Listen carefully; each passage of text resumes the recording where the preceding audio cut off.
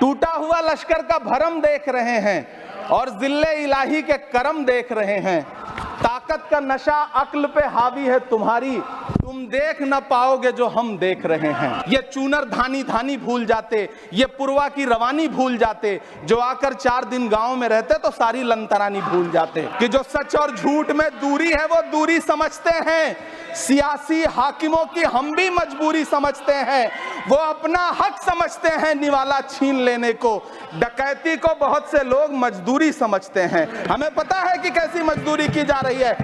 धन्यवाद सभापति महोदय, आपने मुझे आम बजट पर बोलने का मौका दिया। Sir my time.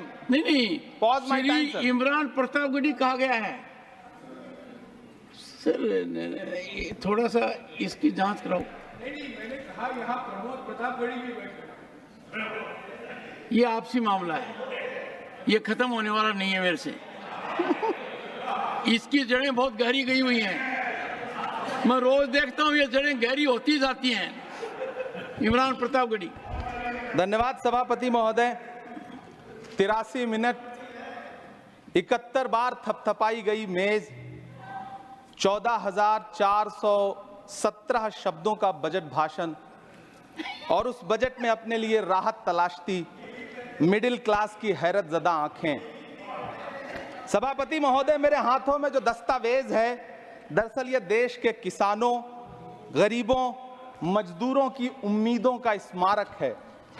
ऐसा लग रहा है जैसे वित्त मंत्री महोदया ने बजट नहीं तैयार किया है बल्कि प्रधानमंत्री जी की मन की बात का संकलन तैयार किया है। टूटा हुआ लश्कर का भरम देख रहे हैं, टूटा हुआ लश्कर का भरम देख रहे हैं और जिल्ले इलाही के करम देख रहे हैं। ताकत का नशा अक्ल पे हावी है तुम्हारी, तुम देख न पाओगे जो हम देख रहे हैं। वित्त मंत्री महोदया ने इस बजट में महंगाई पर सिर्फ 10 शब्द बोला है। जिस देश में टमाटर 100 रुपए किलो बिक रहा हो। सभापति महोदय, मेरा टाइम पॉज करें और बार बार इंटरप्ट करने को या तो मना करें। हाँ बोले, कृपया बोले। सभापति महोदय, वित्त मंत्री महोदया ने इस बजट में महंगाई पर सिर्फ 10 शब्द बोले हैं। जिस देश में टमाटर 100 रुपए किलो बिक रहा हो, उस देश की वित्त मंत्री के पास बजट में महंगाई पर बोलने के लिए सिर्फ 10 शब्द है। डीजल, पेट्रोल, आटा, चावल, दाल, सब्जी की महंगाई का तो कोई जिक्र ही नहीं। सावन चल रहा है तो प्याज और लहसुन का दाम पूछना तो शायद पाप होगा। मैंने तो यह भी सुना है कि वित्त मंत्री जी जो चीज खुद नहीं खाती हैं उसके दाम से उनका कोई लेना देना नहीं होता। लेकिन इस बार बजट पेश करने के लिए पार्लियामेंट आने से पहले वित्त मंत्री जी ने दही और चीनी खाई थी। अब तो उनसे यह पूछा जा ही सकता है कि उन्हें दही, दूध और चीनी का रेट तो इन दिनों पता ही होगा। क्या उसे सस्ता करवाएंगी या नहीं सस्ता करवाएंगी?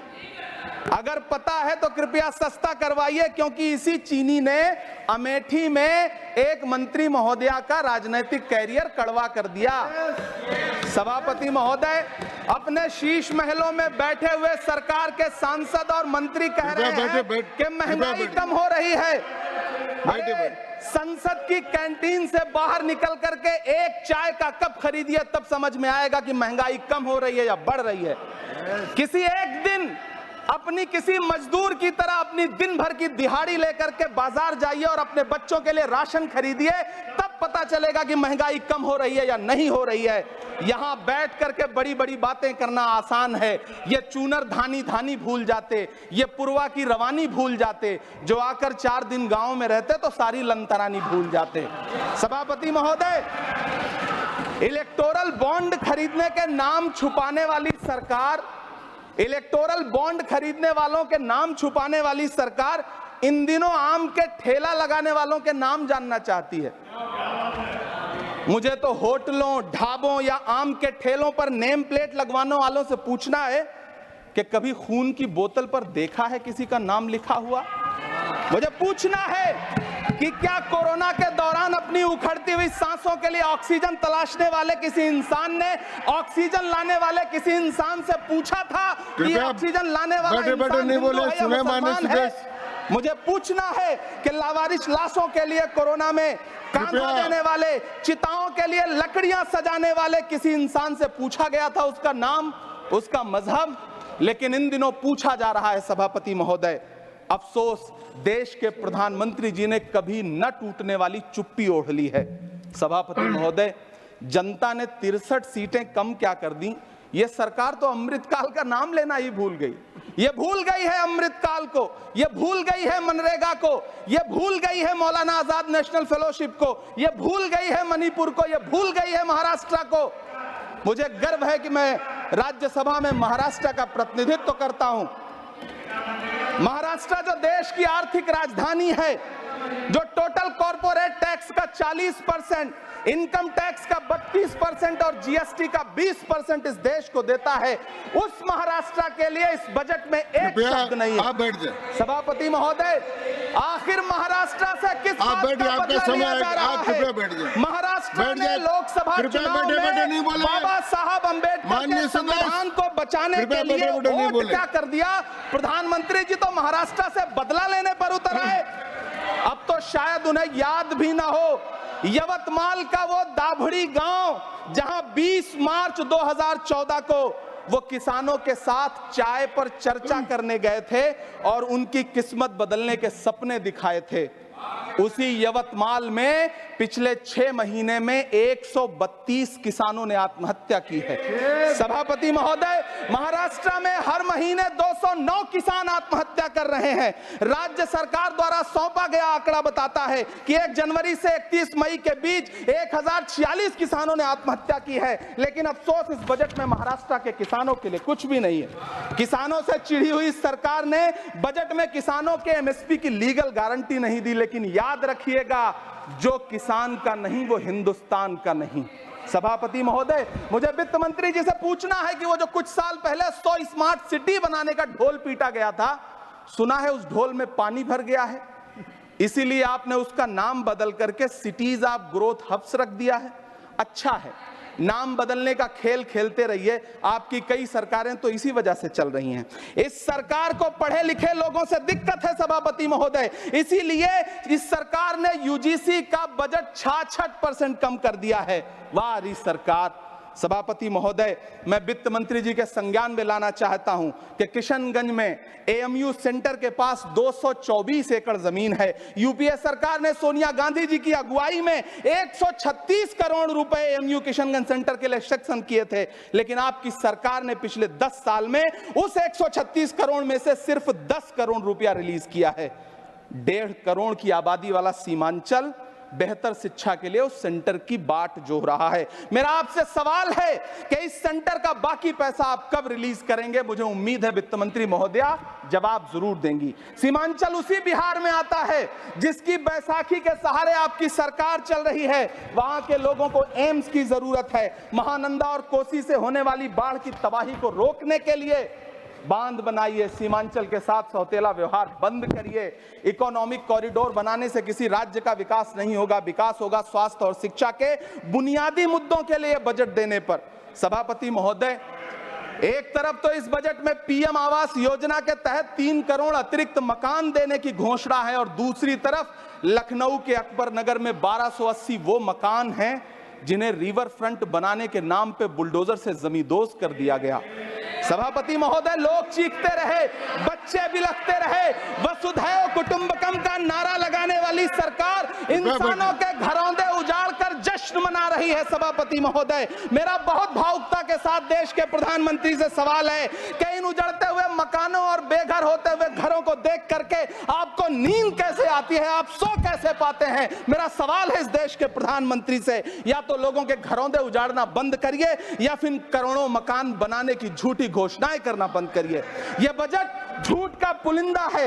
यह बजट आपके पिछले साल के बजट का कट कॉपी पेस्ट है। यह बजट हमारे चुनावी घोषणा पत्र की नकल करने की एक बेईमान कोशिश है। लेकिन कहावत है ना, कि नकल के लिए भी अकल चाहिए। मेरे हाथ में एक तरफ न्याय पत्र है जो हमारा है और दूसरी तरफ अन्याय पत्र है जो आपका है। इस सरकार को आलोचना सुनने की आदत नहीं है सभापति महोदय। जब आप इनसे सवाल पूछिए तो ये कहते हैं कि आप बताइए 70 साल में आपने क्या किया है। मैं तो इस सदन में कहना चाहता हूं सभापति महोदय कि हमसे 70 साल का हिसाब मांगने वालों, जो सरकार अपना चलाया हुआ 2000 का नोट 7 साल नहीं चला सकी, वो हमसे 70 साल का हिसाब मांगती है।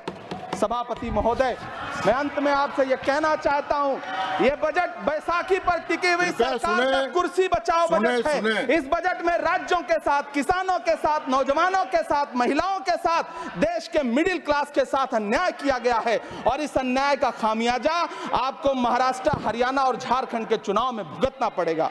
सभापति महोदय, इस सरकार ने नोटबंदी लगाकर देश की आम जनता की पूंजी छीन ली। बैठे नहीं बोले, कृपया टैक्स लगा करके छोटे व्यापारियों के कारोबार छीन लिए, पेपर लीक करवा करके युवाओं की आंखों से नौकरी के सपने छीन लिए, अग्निवीर लाकर देश के जवानों की उम्मीदें छीन ली, बुलडोजर लगाकर लोगों के आशियाने छीन लिए, महंगाई लाकर देश की जनता की थाली से निवाले छीन लिए और नारा लगाया कि हम तो सेवक हैं, 18-18 घंटे काम करते हैं। इन्हीं लोगों के लिए किसी ने शेर कहा है कि जो सच और झूठ में दूरी है वो दूरी समझते हैं, सियासी हाकिमों की हम भी मजबूरी समझते हैं, वो अपना हक समझते हैं निवाला छीन लेने को।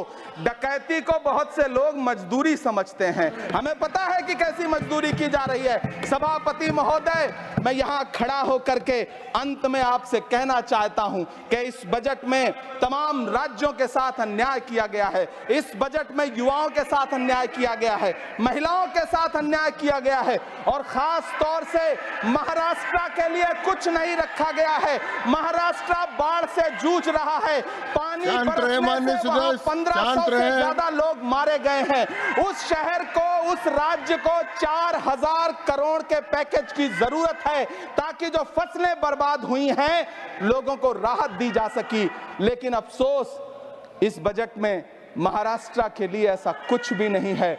मैं आखिर में यह कहना चाहता हूं कि पिछले 7 दिन से इस बजट का बड़ा ढिंढोरा पीटा जा रहा है, इसे महान बताया जा रहा है, लेकिन कौन महान बता रहा है? सत्ता पक्ष के लोग, उन्हें तो बताना ही है। क्योंकि मैं अवध क्षेत्र से आता हूं, प्रतापगढ़ से, नीरज भाई भी अवध और पूर्वांचल से आते हैं। वहां एक कहावत है कि बिटिया की तारीफ किसने की? बिटिया की महतारी ने, यानी कि बेटी की प्रशंसा किसने की? मां ने। तो इस बजट की तारीफ सत्ता पक्ष करे तो करेगा ही, लेकिन विपक्ष के एक भी सांसद से आप पूछिए कि क्या उसके राज्य को कुछ मिला है, तो वो ये कहेगा कि नहीं, कुछ भी नहीं मिला है। बहुत बहुत धन्यवाद सभापति महोदय, मुझे आम बजट पर अपनी राय रखने के लिए। धन्यवाद।